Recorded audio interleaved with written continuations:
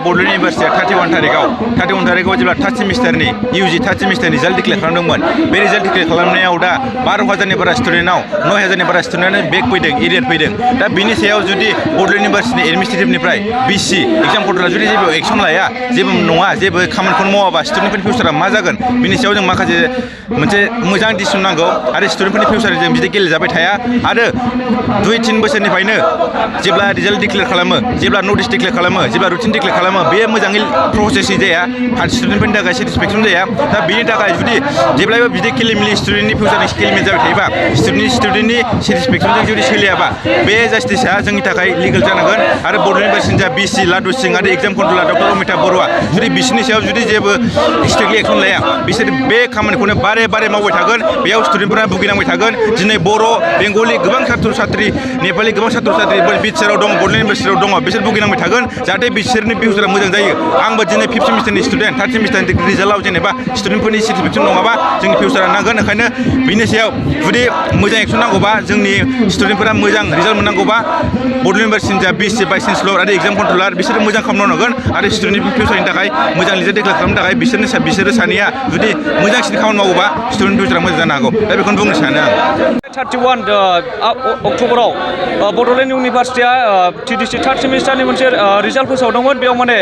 74% फरायसाफोरा फेल जानानै मात्र 23% फरायसाफोराल' पास जादोंमोन बेखौ बड'लेण्ड इउनिभार्सिटिया थाबैनो जेरैखि जाया जोंनो माने गोदान रिजाल्ट होनानै माने गासिबो फरायसाफोरा पास जानाय बेखौ जोंनो गोदानै फोसावना होफिननांगौ जों बेखौ लुगैयो लोगोसेनो बड'लेण्ड इउनिभार्सिटिनि भाइस चेन्सेलर आरो कन्ट्रलार एग्जामिनेसन कन्ट्रलार बिथांमोना TDC थार्ड सेमिस्टारनि रिजाल्ट बेखौल' खेलिमेलि खालामाखै बिनि सिगां कर'नानि थाखाय माने TDC फार्स्ट सेमिस्टारनि एग्जामा मोनसे अनलाइन जादोंमोन बेयावबो बिथांमोना माने जोंबो बांसिन फरायसाफोरखौनो माने जोंनो फेल खालामना होदोंमोन बे गनायथाव जायाखैमोन बेनिखायनो आं बेखौ लुगैयो माने बड'लेण्ड इउनिभार्सिटिनि भाइस चेन्सेलर आरो एग्जामिनेसन कन्ट्रलार बिथांमोनखौ बड'लेण्ड इउनिभार्सिटिनिफ्राय थाबैनो बोखारनांगौ आरो बोखारनायखौ आं लुगैयो आं थारैनो सानो मानो होननानै बुङोब्ला गुबुन इउनिभार्सिटियाव जों नायनानै नुनो मोनो जों जेरावबो एग्जामाव बेबायदि फेल जानाय जों नुनो मोनाखैमोन आरो लोगोसेनो आं बेखौ लुगैबावो माने बड'लेण्ड इउनिभार्सिटियाव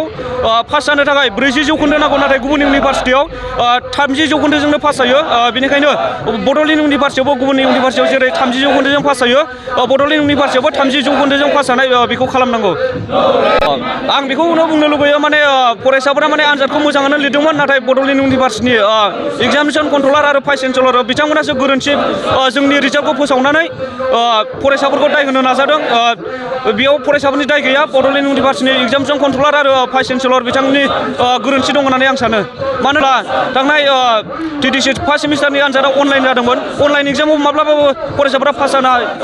फेल जायामोन बेयाव बिथांमोना माने बांसिन फरायसाफोरखौनो फेल खालामना हरदोंमोन बेयावबो माने बिथांमोननि गोरोन्थि दंमोन दा बेनिखायनो जों डाइरेक्टलि थोंजोङै बुंनो हायो माने बड'लेण्ड इउनिभार्सिटिनि भाइस चेन्सेलर आरो एग्जामिनेसन कन्ट्रलार बिथांमोननिसो गोरोन्थि दं फरायसाफोरनि गोरोन्थि गैया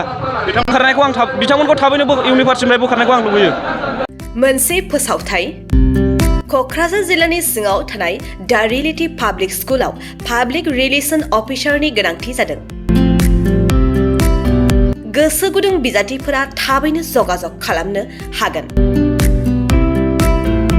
पाब्लिक रिलेसन अफिसारनि थाखाय बिजाथिया इंराजि आयदायाव MA खालामनाय जानांगोन नङाब्ला मास कमिउनिकेशन एन्ड जार्नालिज्म आयदायाव MA खालामनाय जानांगोन